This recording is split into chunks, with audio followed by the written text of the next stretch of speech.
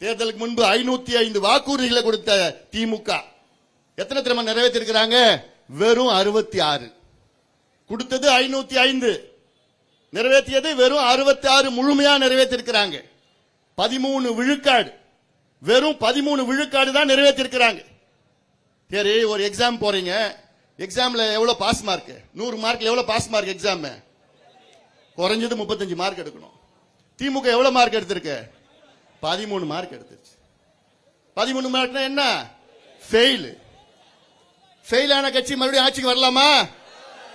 ஆட்சிக்கு வர விடுவீங்களா? விடக்கூடாது. தகுதி கிடையாது. ஃபெயில் ஆயிடுச்சியா?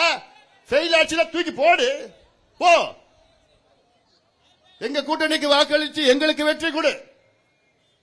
நாங்க செய்யறோம். விவசாயிகளுக்கு நாங்க செய்யறோம், அரசு ஊழியர்களுக்கு நாங்க செய்யறோம், மீனவர்களுக்கு நாங்க செய்யறோம், நெசவாளர்களுக்கு நாங்க செய்யறோம், தொழிலாளருக்கு நாங்க செய்யறோம்.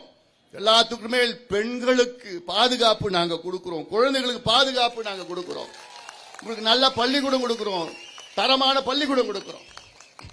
சாத்திப்பட்டில இருந்து தொடக்கப்பள்ளியில இருந்து 2 பிள்ளைங்க அங்க போய் முதலமைச்சர் பார்த்த வீடியோ பாத்தீங்களா? முதலமைச்சர் டிராமா அதான் இந்த மாதிரி தினம் விளம்பர படத்தில் நடிச்சிட்டு இருக்கிறார் முதலமைச்சர். அப்புறம் நான் ஒரு ட்வீட் ஒன்று போட்டேன். சரி முதலமைச்சர் அவர்களே, அவங்க கலெக்டர் ஆகணும், பெரிய டாக்டர் ஆகணும்னு சொல்றீங்க, முதல்ல வாதியார் கொடுங்க. இந்த பள்ளிக்கூடத்தில், இந்த பள்ளிக்கூடத்தில் வாதியார் கிடையாது.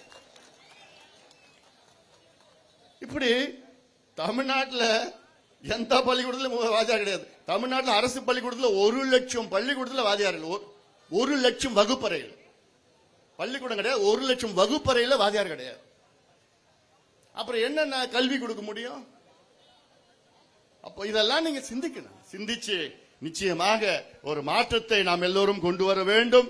உறுதியாக இது நம் கடமை. இது நான் தேர்தலுக்கு அரசியலுக்கு நான் சொல்வதை விட இது நம் ஒவ்வொருடைய கடமை.